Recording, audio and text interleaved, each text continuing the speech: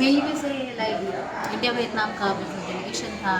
Then I have planned my tour from Vietnam to Malaysia, and then Malaysia I'm going to Indonesia.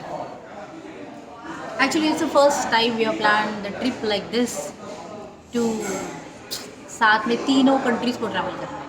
करते होंगे बहुत सारे लोग, लेकिन हमारे लिए फर्स्ट टाइम था. जैसे इंडिया में स्टेट टू स्टेट घुमा जाता है, वैसे यहाँ भी कंट्री टू कंट्री घुमा जा रहा है.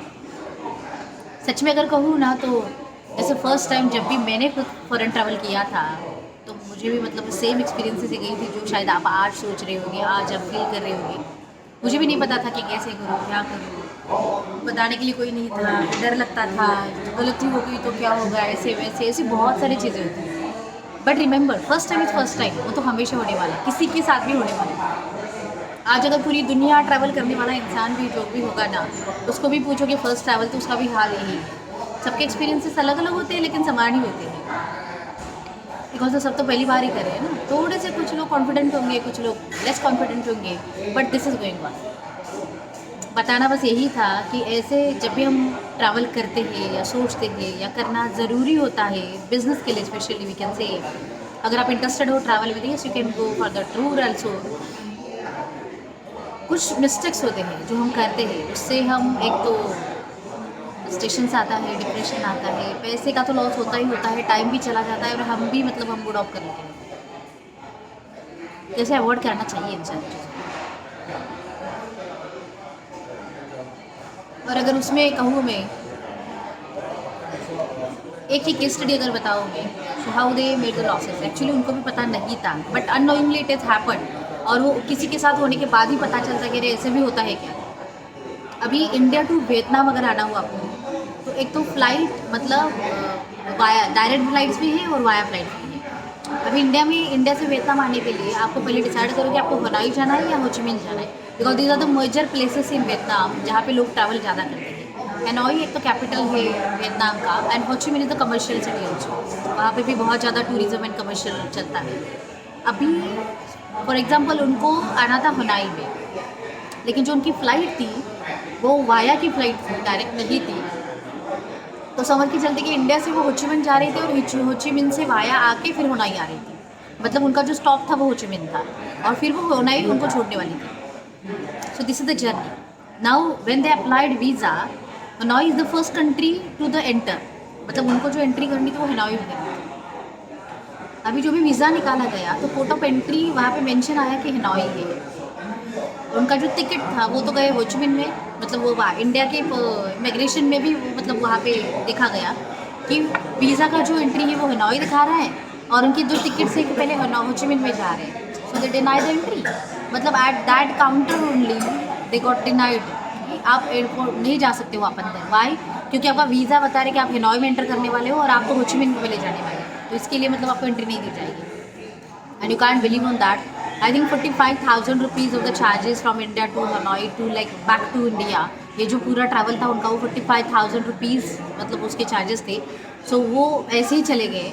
फिर से उनको फिर से नए टिकट बुक करने पड़े, and then they fly to Hanoi first and then Vietnam Ho Chi Minh and then back to India. This the simple mistake actually. अभी शायद किसी को पता होगा तो यस डेफिनेटली आप उसके साथ जाओ. जो किसी को पता नहीं होगा तो this is for them, like this is also the mistakes actually we are doing. हमें ज़्यादा पता नहीं होता तो पूछो, इन्फॉर्मेशन लो और तब जाके आगे चलो. थोड़े बहुत प्रोसेस जाएंगे, यहाँ पे जाएंगे तो बेटर ये, लेकिन अगर वहाँ पे जाने के बाद अगर जाते हैं तो पैसे तो जाते ही जाते हैं, लेकिन जो हेडेक होता है ना दैट इज़ ऑल्सो बिग. और उसके साथ जो भी आपका मतलब माइंड जो बैलेंस में रहना चाहिए वो अगर बिगड़ गया तो जो काम करने के लिए जा रहे हो वो भी नहीं हो सकता. So these are the small things actually you need to take care. Second thing, same trip में हुआ था कि जो भी इंडिया से वियतनाम की फ़्लाइट हो, मलेशिया की हो या फिर इंडोनेशिया की flight, even I have experience the same. अभी जनरल में मैं दुबई को गई, ईरान को जाके आई, रशिया को जाके आई, मैं श्रीलंका गई, सिंगापुर गई. और यहाँ पे हमने क्या देखा है कि वहाँ पे फ़्लाइट के साथ आपका मतलब लगेज भी टिकट के इंक्लूडेड होता है. मतलब जैसे अगर मैंने दुबई की फ़्लाइट बुक की 10,000 की तो 10,000 से मुझे देना है. बाकी मुझे पता है कि उसमें 7 kg का हैंडिंग लगेज आएगा, हैंड लगेज, एंड 30 kg का मुझे केबिन लगेज, मतलब वो जो मेन लगेज है उसमें. तो अभी तक तो इतनी आदत है कि ओके ऐसे ही होता है. लेकिन जब भी मैंने इंडिया वियतनाम का टिकट बुक करने के लिए सोचा, सो वी आर ऑलवेज कंपैरिजिंग, मतलब हम हमेशा कंपैरिजन में ही चलते हैं. क्योंकि यस बिजनेस है तो कॉस्ट कटिंग भी ज़रूरी है। एंड वो सब करने के बाद ऐसे पता चला कि why this is the difference, कि ये यहाँ पे दे रहे हैं, एजेंट कुछ अलग ही बता रहे हैं। फिर मैंने जो बाद में जाके जब चेक किया तब बताया गया कि ओके, जो भी प्राइजेस आपको पोर्टल पे दिख रहे हैं that is without the luggage, वो लगेज के विदाउट है, आपका सिर्फ टिकट इंक्लूडेड है उसमें। और अगर आप लगेज लेके जाओगे तो एट द एयरपोर्ट आपको जो भी एक्स्ट्रा चार्जेस है वो पे करने पड़ेंगे। अभी इस केस में इसीलिए हमने फिर विथ लगेज वाले टिकट्स बुक किए, मतलब एटलीस्ट वो तो टेंशन नहीं कि 7 kg and 20 kg included in that. एक बंदा मुझे वहाँ पे मिला और उनका इतना प्रॉब्लम हुआ था कि उनको ये पता नहीं था 6000 की उनकी टिकट थी और मेरा विथ इंक्लूडेड 6500 समथिंग था। अभी ये वैरी होगा, डिपेंड बहुत सारी चीज़ों के ऊपर डिपेंड है, but just I am giving the reference point of view. और उनको लगेज के लिए 7500 they have paid extra at the airport. This is what actually. तो फिर हमने कहाँ पे बचाए?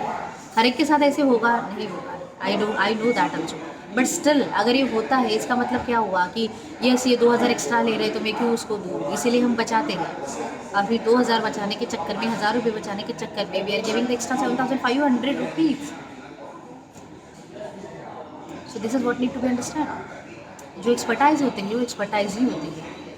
शायद आपको लगेगा कि आप उनको एक्स्ट्रा पे कर रहे हो, लेकिन they are saving lot many things on you, not only the price is definitely you are paying extra for the experience, for the knowledge and for the like lot of things, the usable practicability of that, उसके लिए भी pay किया जाता है। This is just experience.